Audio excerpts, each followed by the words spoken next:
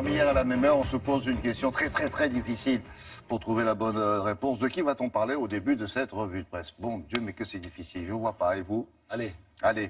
On va aller sur François Fillon, qui semble avoir choisi de tenter de nouer un dialogue direct avec les Français qui sont autant d'électeurs potentiels ou en colère. Cette stratégie était perceptible dès avant-hier, lorsqu'il a décidé de sacrifier au rite de la conférence de presse retransmise en direct à la télé.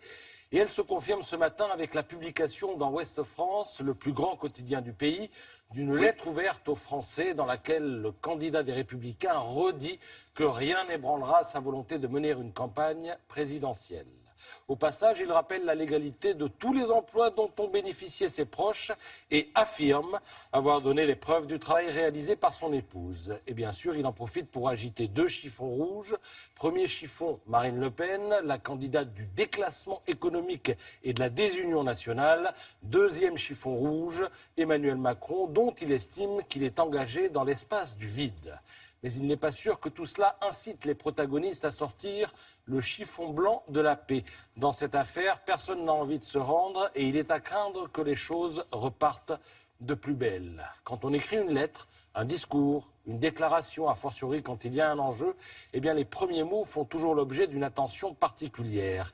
Il n'est donc pas inutile de s'attarder sur les premiers mots de la lettre aux Français de François Fillon. Voici comment commence le texte. Au terme d'une campagne médiatique et politique d'une violence inouïe, j'ai choisi de m'adresser directement à vous pour vous dire ma vérité. Les mots les plus importants, ce sont les premiers mots. Au terme d'une campagne médiatique. Découpons un peu les choses. Au terme, écrit François Fillon. Au terme, il est à craindre que nous ne soyons au terme de rien du tout. François Fillon agit comme si l'affaire était terminée, mais il suffit de voir la une du Canard enchaîné pour se convaincre du contraire. Depuis hier soir, on ne parle que du nouvel élément de l'affaire. Selon le Canard, Mme Fillon aurait touché 45 000 € d'indemnité de licenciement. Le camp Fillon, je le précise, conteste cette version en arguant que cette somme était intégrée au salaire moyen évoqué par François Fillon lors de sa conférence de presse. Mais laissons les comptes d'apothicaire de côté et revenons à cette première phrase de la lettre ouverte. Au terme d'une campagne médiatique d'une violence inouïe. Ça, ce sont des mots qui sont un peu pénibles à entendre pour les journalistes, à commencer par ceux du Canard, un journal qui a prouvé qu'il savait travailler.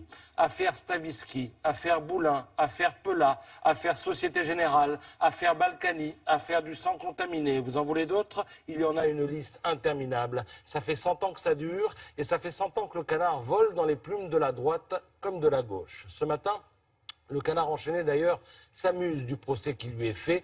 Titre de l'article, le complot enfin éventé. Et le Canard explique que non, monsieur Fillon, il n'y a pas de complot. Tout a commencé le 20 novembre, après le premier tour de la primaire et la percée donc du candidat de la transparence. Alors je lis le Canard. Le Canard a eu une idée saugrenue, plonger son bec dans la déclaration de revenus faite par Monsieur Propre à la haute autorité pour la transparence de la vie publique. Ensuite, eh bien, le Canard a adressé une série de questions à François Fillon, lequel a refusé de répondre sur certains points, et c'est ça et rien d'autre qui a décuplé la curiosité de la presse. Alors l'accusation de lynchage médiatique vaut à François Fillon ce matin dans Libération un édito serein de Laurent Geoffrin. L'éditorialiste demande des preuves de l'action occulte dont ne sait quelle officine, et il rappelle que seules les faiblesses des réponses apportées par François Fillon et l'interview de son épouse en anglais ont nourri la machine médiatique, si bien qu'au bout du compte, François Fillon dénonce un incendie qu'il a lui-même allumé. Ce sont les derniers mots de l'édito, et pour qui connaît le fonctionnement des médias, il faut reconnaître qu'ils sont plutôt pertinents. Merci beaucoup, jeune homme.